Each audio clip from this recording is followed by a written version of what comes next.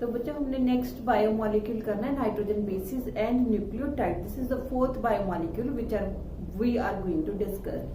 तो न्यूक्लियोटाइड्स पहले हम करेंगे नाइट्रोजन बेसिस। नाइट्रोजन बेसिस है ना जो बेटे, ये हेट्रोसाइक्लिक रिंग कंपाउंड्स होते हैं जिसमें नाइट्रोजन एंड कार्बन दोनों रहते हैं। These are heterocyclic ring compounds having carbon and nitrogen, दोनों इनके पास होते हैं। नाइट्रोजन बेसिस है जो ये कंपोनेंट होते हैं न्यूक्लियोटाइड्स का, डीएनए का, आरएनए का, एटीपी का, तो बहुत सारी चीजें, विटामिन, कुछ विटामिन का भी ये कंपोनेंट्स होते हैं। तो बहुत सारी जगह पे नाइट्रोजन बेसिस है जो वो प्रेजेंट होते हैं हमारे बायोमोलिक्यूल्स में। तो जो नाइट्रोजन बेसिस है ना, ये दो टाइप के होते हैं। They are mainly of two types. एक होते प्यूरीन्स और एक होते पेरिमिडीन्स। जो प्यूरीन्स हैं ये डबल रिंग कंपाउंड होते हैं जिसमें 9 मेंबर्स होते हैं। तो they are double ring compounds with 9 members.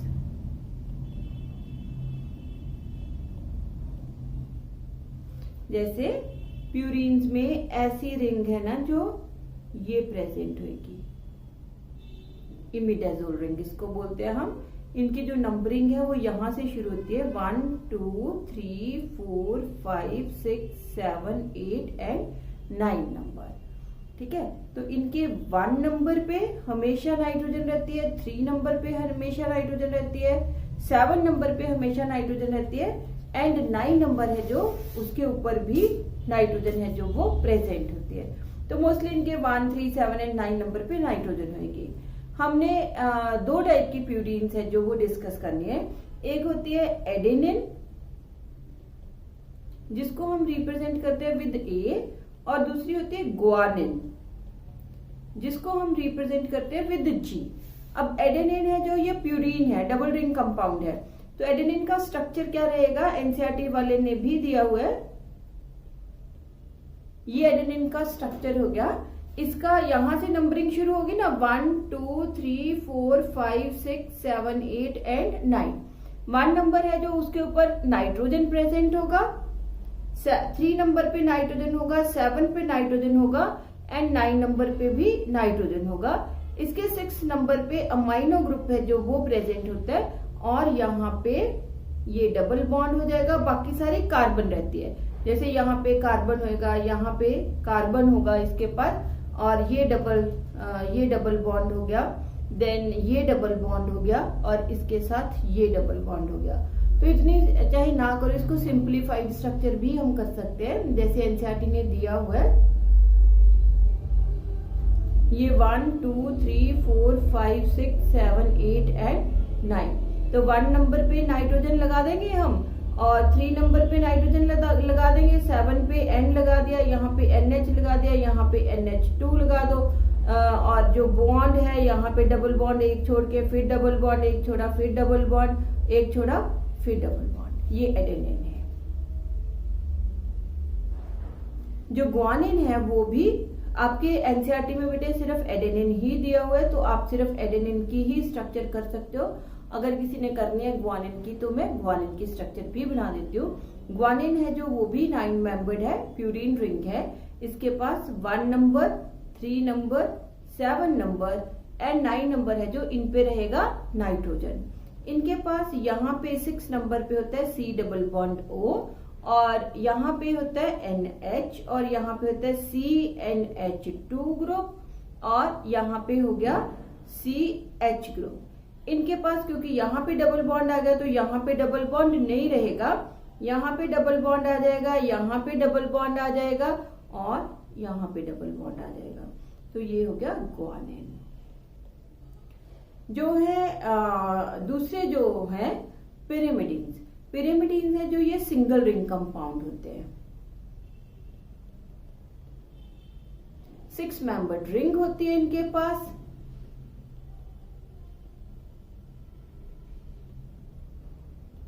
Like this always. इनकी भी numbering same 1 2 3 4 5 6 1 number and 3 number पे इनके हमेशा नाइट्रोजन रहेगा। इसकी जो एग्जांपल्स हैं पिरिमिडीन की वो होती है thymine, cytosine and uracil. Thymine, cytosine and uracil. हालांकि बेटे इनकी स्ट्रक्चर्स है जो आपकी उसमें नहीं दी हुई है एनसीईआरटी ने। तो जो थायमिन है, थायमिन, साइटोसिन एंड यूरेसिल, तीनों की इकट्ठी स्ट्रक्चर बना देती हूं मैं। थायमिन है जो इसके 1 number and 3 number, 1 number 3 number, ये तो सबकी कॉमन ही है ना। 1 नंबर और 3 नंबर पे तो नाइट्रोजन है जो सबके प्रेजेंट होएगा। यहाँ पे C double bond O, then NH, CH, C, CH3 and C double bond O. This is thiamine.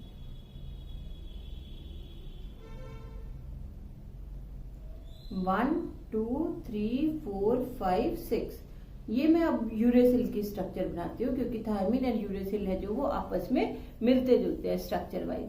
तो यूरेसिल की स्ट्रक्चर यहाँ पे NH हो गया, ये सेकेंड नंबर पे C डबल बॉन्ड O होएगा, ये NH, ये CH, यहाँ पे होता है CH और ये होता है C डबल बॉन्ड O। तो अगर आप दोनों की स्ट्रक्चर कंपेयर करो तो यूरेसिल में 5 नंबर जो कार्बन है यहाँ पे मिथाइल ग्रुप नहीं लगा, बाकी सारे स्ट्रक्चर सेम है। तो इसलिए जो थायमिन है, थायमिन को हम बोलते हैं it is 5 methyl uracil. Thymine का दूसरा नाम होता है 5 मिथाइल यूरेसिल क्योंकि थायमिन एंड यूरेसिल की स्ट्रक्चर रिजेंबल करते हैं, सिर्फ 5 नंबर कार्बन पे मिथाइल ग्रुप है जो थायमिन के पास होता है, यूरेसिल के पास नहीं होता।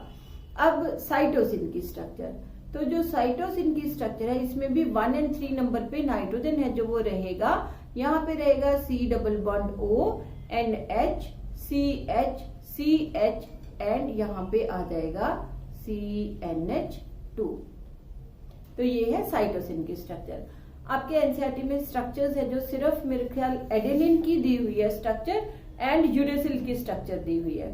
ठीक है, ये स्ट्रक्चर दी है यूरेसिल की, ये वाली, और ये दी हुई है एडेनिन की। आप ये दोनों स्ट्रक्चर्स कर लो, बस बाकी करने की जरूरत नहीं है आपको।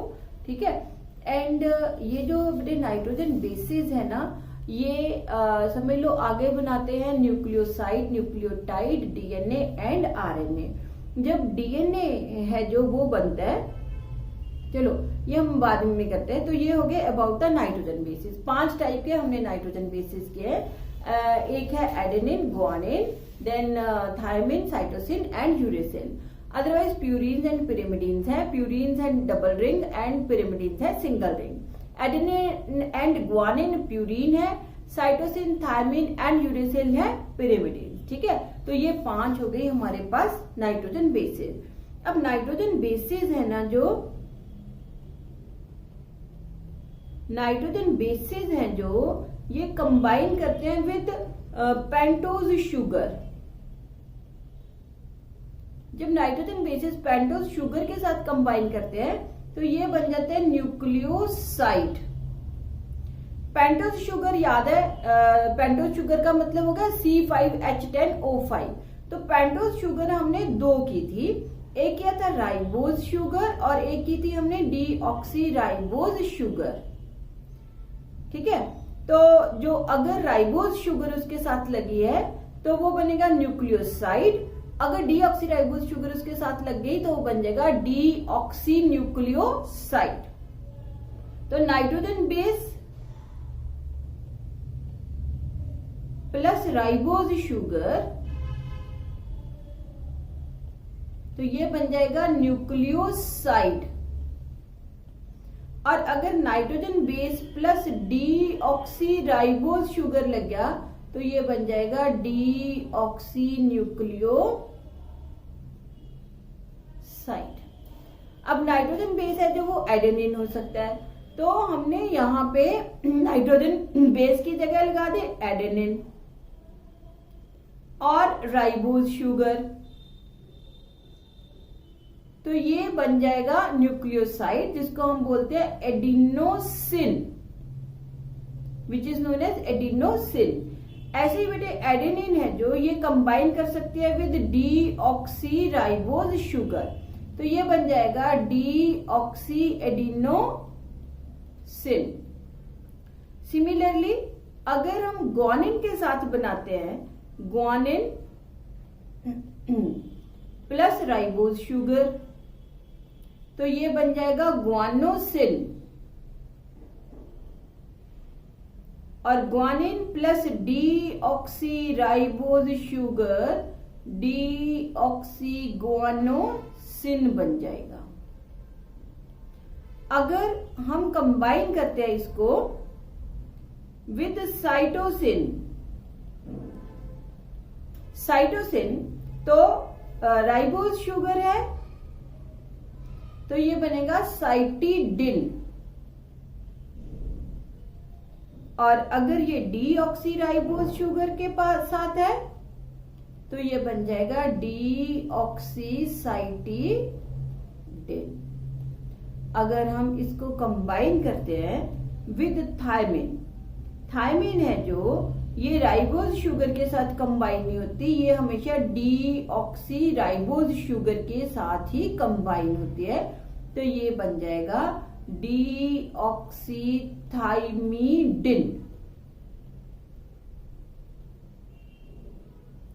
ठीक है, डीऑक्सीथाइमिडिन। और जो है नेक्स्ट यूरेसिल है हमारे पास, यूरेसिल है जो ये कंबाइन करता है राइबोज शुगर के साथ टू फॉर्म आरएनए, तो ये बन जाएगा uridine.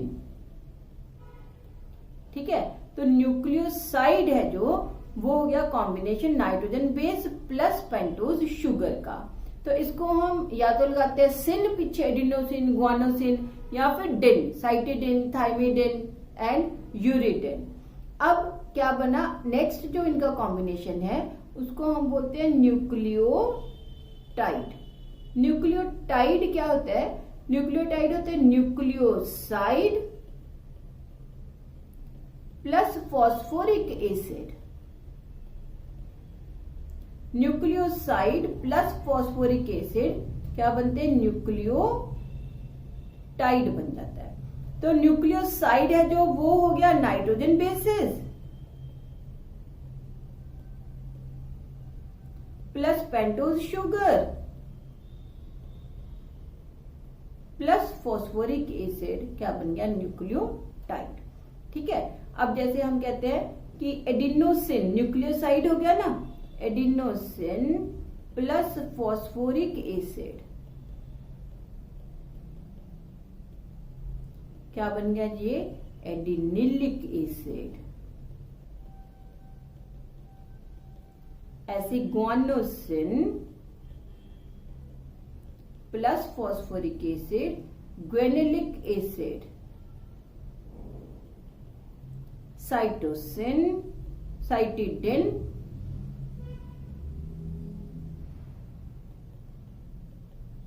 Plus phosphoric acid cytidylic acid. ऐसे ही बेटे थाइमिडिलिक एसिड यूरिडिलिक एसिड सबके साथ ये न्यूक्लियोटाइड है जो वो उसकी फॉर्मेशन हो जाएगी। तो अगर हमने बनानी हो स्ट्रक्चर एक न्यूक्लियोसाइड की, पहले एक न्यूक्लियोसाइड में हमने बोला ये हमारे पास है, पहले मैं बेसिक चीज बताती हूँ फिर हम इसको, ये हमारे पास है क्या चीज, क्या है ये प्यूरिन। प्यूरिन में मे बी ये एडेनिन हो, मे बी ये ग्वानिन हो, तो यहाँ पे हमने 1 number 3 number 7 number and 9 number पे लगा दिया ये हो गए इनके डबल बॉन्ड्स, और इनका ये जो 9 नंबर है हमेशा इसके 9 नंबर के साथ क्या लगनी है, राइबोज शुगर। तो आपको याद हो हमने ये स्ट्रक्चर बनाई थी राइबोज शुगर की,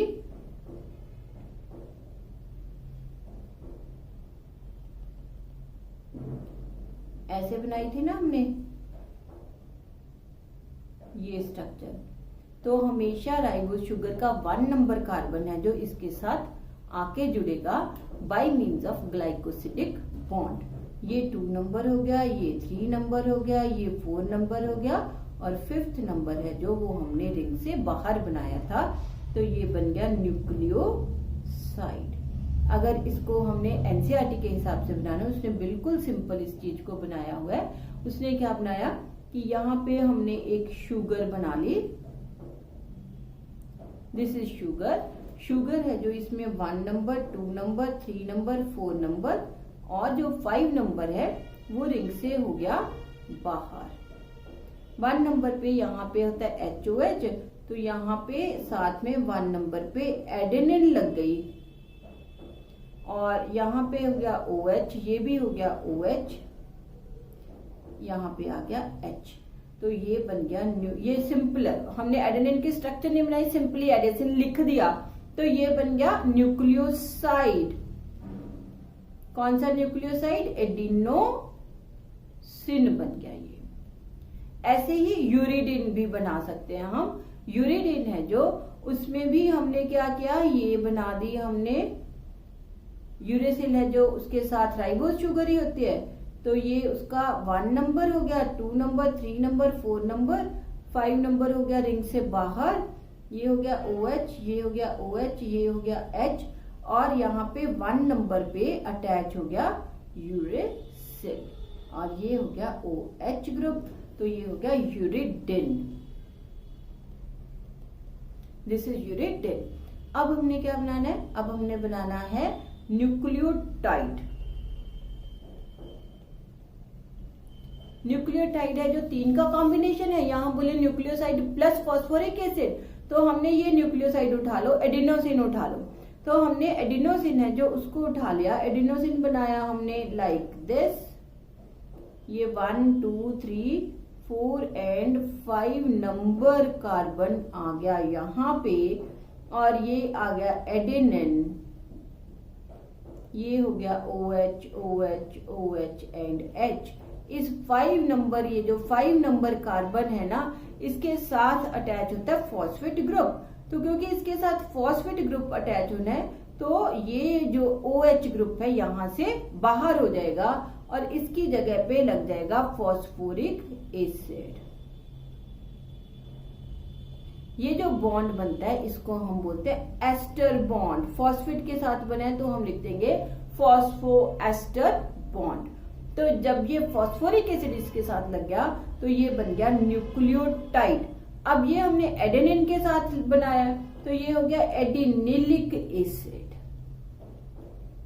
दिस इज एडिनिलिक एसिड। ऐसे यहाँ पे अगर हम ग्वानिन लगा दें तो ये बन जाएगा ग्वानिलिक एसिड, देन साइटोसिन लगा दे तो साइटिडिलिक एसिड बन जाएगा। तो ये हो गया अबाउट द न्यूक्लियोटाइड। तो न्यूक्लियोटाइड है जो, न्यूक्लियोटाइड है ना बेटे, आगे जाके एक तो सबसे पहले न्यूक्लियोटाइड्स हैं जो they are basic structural and functional units of nucleic acids. Nucleotides are basic structural and functional units of nucleic acids. Nucleic acids DNA, RNA इन्हीं से बनते हैं, they are polymers of nucleic acids. RNA है जो ribo nucleic acid, मतलब इसमें ribose sugar होगी और साथ में डिफरेंट नाइट्रोजन बेसिस न्यूक्लियोसाइड्स होंगे। DNA D oxy ribo nucleic acid, मतलब इसमें शुगर है जो वो डी ऑक्सी राइबो शुगर होगी, बाकी सारे स्ट्रक्चर न्यूक्लियोसाइड्स टाइड्स वगैरह सब इसके साथ जुड़े होंगे। दूसरा न्यूक्लियोटाइड्स है ना जो they are also components of some vitamins. Nucleotides are also components of some vitamins। जैसे ये जो है कंपोनेंट्स होते हैं विटामिन बी कॉम्प्लेक्स के, for example vitamin B complex like riboflavin, इसके अलावा there are higher nucleotides like ATP are energy currency of cell. Energy currency of the cell, तो ये सेल की एनर्जी करेंसी होते हैं जो सेल को एनर्जी प्रोवाइड करते हैं। तो हायर न्यूक्लियोटाइड्स एटीपी है जो मतलब कि सेल है जो जब उसको एनर्जी चाहिए होगी तो वो एटीपी को डिसॉल्व करता है, इसलिए हम इसको बोलते हैं एटीपी एनर्जी करेंसी है सेल की। तो एटीपी का फुल मतलब होता है adenosine triphosphate. Adenosine triphosphate. Adenosine कैसे बना? एडिनोसिन बना, एक तो होती है हमने कहा राइबोज शुगर, एक तो है राइबोज शुगर 1 2 3 4 5 CH2, यहाँ पे OH OH OH और यहाँ पे एडेनिन। इसके साथ OH ग्रुप के साथ बन गया एस्टर बॉन्ड, और एस्टर बॉन्ड जब लगा तो इसके साथ लग गया फॉस्फेट। जब इसके साथ फॉस्फेट लगा, एक फॉस्फेट लग गया, ये न्यूक्लियोटाइड बन गया। अब इसके साथ दूसरा फॉस्फेट ग्रुप जब लगना है तो फोर्स ऑफ रिपल्शन होगा, इसलिए दूसरे फॉस्फेट ग्रुप को लगने के लिए क्या चाहिए? एनर्जी चाहिए। तो हम ये साइन डालते हैं, इसको हम बोलते हैं स्क्विगल। ये एनर्जी का साइन होता है, बॉन्ड का साइन होता है कि यहाँ पे एनर्जी बॉन्ड बन गया। This is sine of energy bond. तो जब दूसरा फॉस्फेट इसके ऊपर लगा आके तो यहाँ पे बन गया एनर्जी बॉन्ड बन गया। अब जब ये बॉन्ड ब्रेक होएगा, अब ये दो फॉस्फेट के लगे, तो जब दो फॉस्फेट के लगे तो ये बन गया adenosine diphosphate, that is ADP। ठीक है, अब इसके पास तीसरा बॉन्ड है जो उसने अटैच होना है, तो जब तीसरा बॉन्ड होएगा तो फोर्स ऑफ रिपल्शन बढ़ जाएगा, ज्यादा एनर्जी की जरूरत पड़ेगी, तो ये तीसरा भी इसके साथ अटैच हो गया। अब तीसरा बॉन्ड जब बना तो हाई एनर्जी की जरूरत है और ये पूरा बन गया ATP। ATP है जो जब ये बेटे लास्ट वाला बॉन्ड टूटेगा इससे तो ये एनर्जी रिलीज होगी, तो ये ADP में कन्वर्ट हो गया। फिर अगर सेल को ज्यादा एनर्जी चाहिए होगी तो ये वाला भी बॉन्ड तोड़ देगा और ये AMP में या एडिनोसिन मोनोफॉस्फेट में कन्वर्ट हो जाएगा। तो AMP इज ये क्या हो गया? Nucleotide, adenosine monophosphate. इसके साथ जब एक फॉस्फेट का और लग गया तो ये बन गया ADP। इसके साथ जब एक और फॉस्फेट का लग गया तो ये बन गया ATP, एडिनोसिन ट्राइफॉस्फेट। तो एडिनोसिन ट्राइफॉस्फेट है जो वो हमारे सेल की एनर्जी करेंसी है। सेल की मेटाबॉलिक एक्टिविटीज के लिए उसको जो भी एनर्जी चाहिए वो एडिनोसिन ट्राइफॉस्फेट ही देता है। तो जो एडिनोसिन ट्राइफॉस्फेट है, it was discovered by Karl Lohmann. ATP was discovered by Carl Lohmann and Lippmann. He is known as father of ATP cycle. Father of ATP cycle. ATP cycle क्या है? वो कहता है कि अगर जैसे इनऑर्गेनिक फॉस्फेट और एनर्जी इसको जोड़ दे तो ये ATP में कन्वर्ट हो जाता है, और अगर इनऑर्गेनिक फॉस्फेट एंड एनर्जी बाहर चली जाए तो ये ADP में कन्वर्ट हो जाता है, और इसको जब वापस एनर्जी एंड इनऑर्गेनिक फॉस्फेट मिलते हैं तो ये ATP में कन्वर्ट हो जाता है। तो this is known as energy cycle या ATP साइकिल हम इसको बोलते हैं। तो ये हमने बेटे कर लिया up to nucleotides. Nitrogen bases पहले हमने किए दो टाइप के, purine and pyrimidine. Nitrogen bases है जब ये राइबोज पेंटोज शुगर के साथ मिलते हैं तो ये बनाते हैं न्यूक्लियोसाइड, और न्यूक्लियोसाइड जब फॉस्फोरिक एसिड के साथ मिल जाते हैं तो ये बनाते हैं न्यूक्लियोटाइड्स। अपनी जो बॉडी है इसमें न्यूक्लियोटाइड्स हैं जो वो बड़े डिफरेंट रोल्स प्ले करते हैं। न्यूक्लियोटाइड्स हैं जो ये काफी सारे पॉलीन्यूक्लियोटाइड जब बन जाएंगे, मतलब बहुत सारे न्यूक्लियोटाइड जब जुड़ जाएंगे तो ये बनाते हैं DNA and RNA which are known as the nucleic acid. ये बनाते हैं हमारे सेल की एनर्जी करेंसी हायर न्यूक्लियोटाइड्स बन के एटीपी की फॉर्म में। और ये कंपोनेंट्स होते हैं कुछ हमारे विटामिन के, जैसे विटामिन बी कॉम्प्लेक्स, राइबोफ्लेविन है, देन एनएडीपी है, एनएडी है, ये सब इनके कंपोनेंट्स हैं। ये जो एनएडीपी है, एनएडी है, एफएडी है, ये सारे हम प्लांट फिजियोलॉजी में जाके करेंगे। तो this is all about the nitrogen bases and nucleotides. इनके बेटे मैक्रोमॉलिक्यूल्स है जो वो हम नेक्स्ट लेक्चर में करेंगे, that is nucleic acids which is DNA and RNA.